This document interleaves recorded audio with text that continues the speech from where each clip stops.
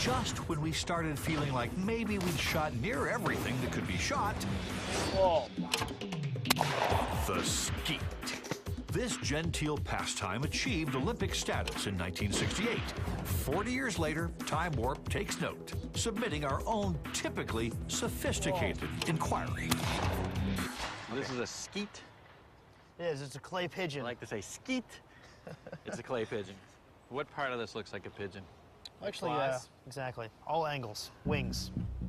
Now let's shoot that so we can see how many pellets impact the target. Not now. What really happens when a disc turns to dust? Whoa. Yeah, that's awesome. Olympic skeet shooter Sean McClellan helps us get a grip on the ultimate moving target, or skeet. We like the sound of that too. Skeet. Yes, this is actually a biodegradable 4-inch clay target, and this is pretty standard. Okay, for competitions? Absolutely is. Anyway, no matter how you say it, Time Warp's high-speed cameras will capture the destruction of the disc and the delivery of the shot from the muzzle. This is a bit tricky because Sean not only has to hit the disc, he needs to hit it at the instant when it flies right by our camera. Anywhere? You won't hit that, right? All right, you tell me to pull. Whoa. Whoa. Practice, as they say, makes perfect. Whoa. Sean nails it. That one was really close to the camera. That was great. That's awesome. Flying a distance of roughly 60 yards, the clay pigeon mimics the motion of a bird's flight from the brush. Unlike rifles that shoot single bullets, shotguns, like those used for skeet, shoot cartridges of small pellets. And there they go. I had the idea that this thing just kind of peeled open right at the outside. You know, it's dragged against the metal, but it's not like that at all. It's almost like it's spring-loaded. Takes it a couple thousandths of a second to pop open. Time warping shows us just how effective these pellets are in punishing that errant skeet. You know, in all the competition shooting that I do, I never get to see anything like this. Just incredible. Seeing each individual bee breaking the target and then flying right through.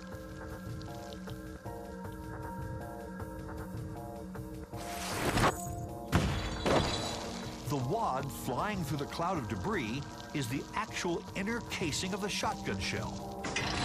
Okay, now that we've seen how it's done, let's find out how to do it. What do you need to know to successfully shoot skeet? Lesson number 1, handle the recoil. A 12-gauge shotgun packs a backward punch that has to be absorbed to allow for consistent aim just ahead of the moving target. So how long does it take to learn to shoot one of these? Hopefully I can teach y'all just right now. So why don't y'all come around the table here and let's get this shot. Here, you might get a better look at what we mean when Jeff takes his shot. Put it firmly in your shoulder, take the safety off, lean a little bit forward, pull the trigger.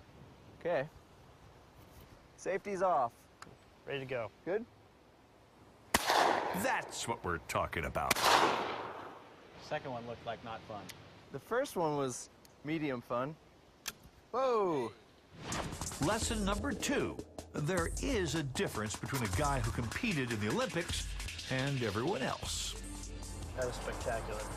Can we see just that initial shot moment too? Let's review Sean's form from the start at warp speed. By leaning into the shot, the recoil pushes him backwards into a stable position. The whole gun is moved and your shoulder hasn't even felt it at first. Yeah, you can definitely see how much you leaning into it helps. Here, for contrast, my reaction. In contrast, Jeff doesn't lean forward, and the recoil pushes him into an unstable position and compromises his aim. See, it actually really kind of picked you up a little there. Play it faster. Play it faster to give you the... A little more shocking. Lesson 3, set the spread pattern of your shot. You can determine how much spread you want from the gun? Absolutely can. How do you do that? Now, that's all to do with the end of the gun here on the choke. And the constriction here determines how small or large the pattern's going to be out on whatever kind of target you want to shoot at. Shot? This choke manually allows the shooter to compress the barrel of his shotgun. The smaller the width, the narrower the spread. All right, so now we got the balloons set up. Hopefully just by changing the choke, we'll see the tight and wide shots and how different they are. Are we ready? Yeah, absolutely. That was the tight one. Now I'm going to show you the more open here. All right. So we get all the balloons on this one. Okay. Yep, bye. Pretty clear. That's pretty great. All right. This was a pretty good illustration. I didn't This know. is the narrow beam. This is the narrow choke. There it is. There they are. Wow. Pretty tight grouping. Yes, and you can see with those BBs and just from that distance, just how tight the pattern is, and see it's they haven't even opened up, even flying through the balloons. Most skeet shooting is done with a narrow pattern. But if you want to take out a larger target, well, you get the idea.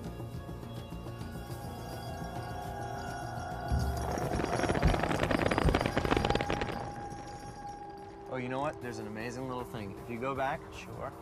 there's a, okay, play real slow right when they hit the pink one. Because it actually, you can see the shock waves before it peels at all.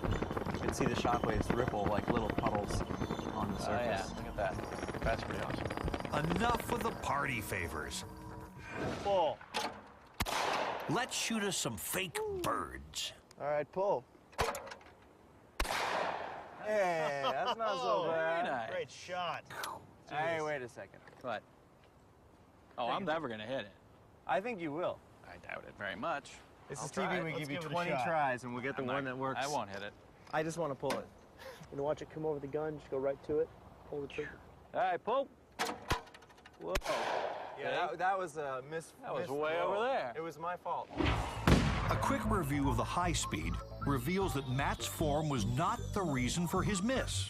In fact, he was much steadier than Jeff. Let's give Matt another shot. Pull. There it is. Shot. That was awesome. That was awesome. Let's drink shot. some strawberry milk. Safety is off. Eyes and ears.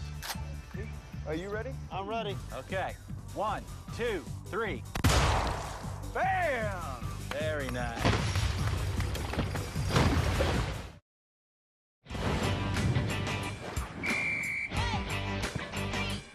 Cheerleading is as much a spectator sport as the sports they cheer for, for many reasons. All of these stunts require strength, timing, and precision. Ready? 5, 6, 7, 8.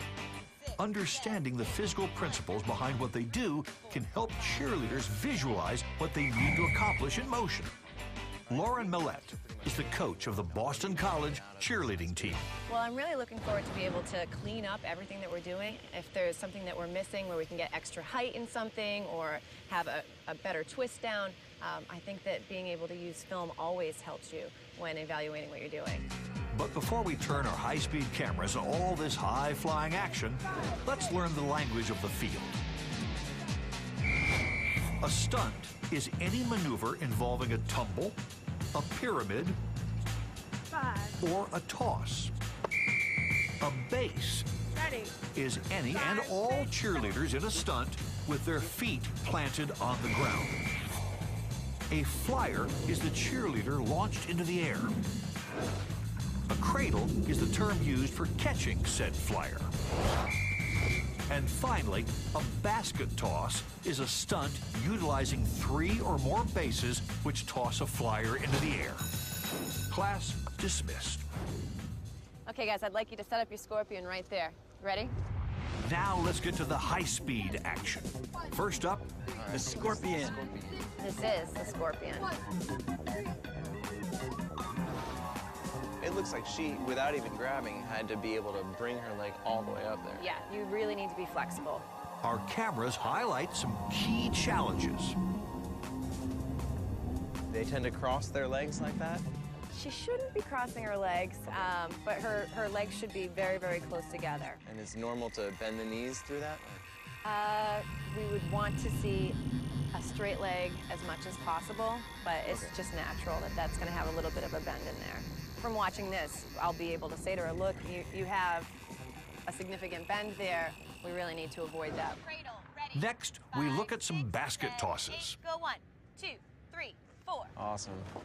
So it seems like if any one of them is not ready, they got to call the whole thing off because every one of them is crucial to the whole thing working. Absolutely. So usually the back spot would say, okay, we're going to stop, come down if the timing was off.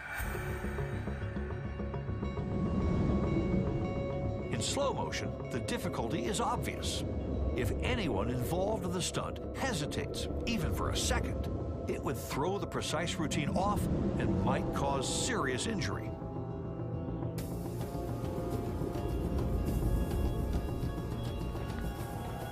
To us, this all looks really good, so you got to tell us if something's not the way you think it is or anything like that. All your smiles disappeared for that last instant. Well, what would you change? Maybe if the flyer's legs were together in the twist, that would probably look cleaner. And coming into the cradle to catch instead of going out looks a lot cleaner.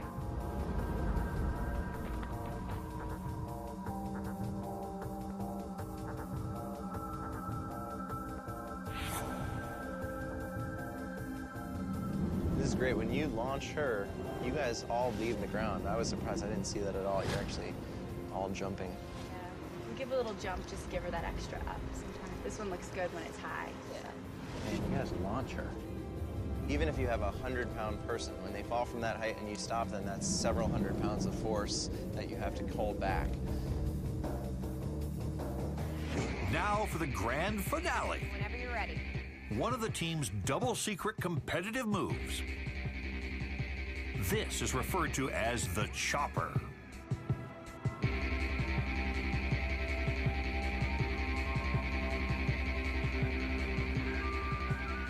Cue that clip. There we go.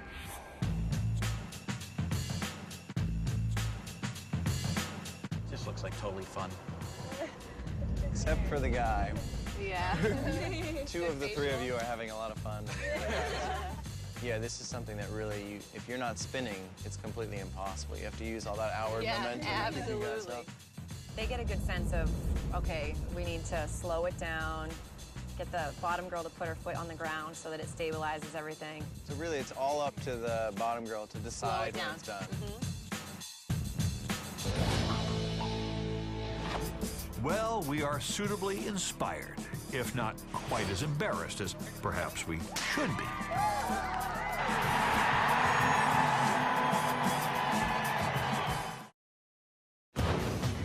In our time warp lab, we conduct many experiments to illuminate our natural world. And sometimes, we just like to mess around. A baseball bat is one tough item, but how tough? What really happens when bat meets ball? And why does the bat sometimes break? Even the Time Warp Lab has its limitations, so we decided to pay a house call to another lab. This is the only place in the country where you certify the bats and the baseballs in the major leagues. Welcome to the University of Massachusetts Lowell Baseball Research Center. Here, Patrick Drain will show Jeff and Matt the scientific reason for broken bats. And to do so, Patrick uses this crazy machine. What we basically have here is we have a bat hanging here vertically. We're going to fire with an air cannon a ball at 160, 180 miles per hour and see what the collision looks like and go from there. We're loading the machine with a regulation wooden bat made of ash, a longtime favorite in the big leagues. That's way too fast to see. Now to whip some ash, Time Warp style. Okay, that's good for focus. We're all set to fire. You ready? I'm all set up. Okay. At 10,000 frames per second, we can see that regulation hardballs turn into squash balls when they hit the bat. And right here, you can see the ball is actually starting to wrinkle. Right, it has to go somewhere. That, to me, looks like a fake baseball. Yeah, that's a real Major League Baseball. If I just saw a frozen frame of that, I would think that you really destroyed this ball. This is about a third of the ball compressing almost flat. That would take, 50 or 60 of me standing on top of one of these to make it compress like that. or a couple cars. Or, we hasten to add, a professional ball player. So the ball's not even as tough as we thought. But that just makes the sight of a splintered bat all the more mysterious. What gives? Clearly the ball, but what else? So in this shot, we see the full bat. And the bat bends too? This makes me feel like every single piece of equipment in baseball is made out of rubber. It's totally unexpected, because we look at a bat like this, and it feels totally solid. Yeah, when you have a long object like a bat, it is going to have the ability to bend. We're seeing some vibrations that extend all the way into the hands. So every time I hit a ball, I feel this sting going through my arms. And I think it's hard for people to understand what that sting is, but it's really these vibrations that are going back and forth really, really fast. What happens if these vibrations get too much for the bat to bear? It all happens in an instant. A good bat goes bad and reaches the breaking point. These frames capture what happens when a bat shatters. It all happens so fast, it's hard to know what's going on. The ball is actually starting to wrinkle. Which is why we're testing this bat until destruction. We'll move the bat a couple inches and hit there and see what the vibrations look like. At the University of Massachusetts Lowell Baseball Research Center, we can duplicate a fastball. Over and over and over again. That's way too fast to see. Now we're moving 1.5 inches, 2 inches further out. We're going to fire it at about 150 miles per hour, but that's actually replicating a 90 mile per hour pitch and a 60 mile per hour swing.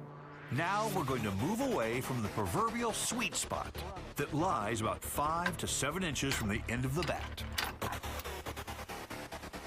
Load the next one in.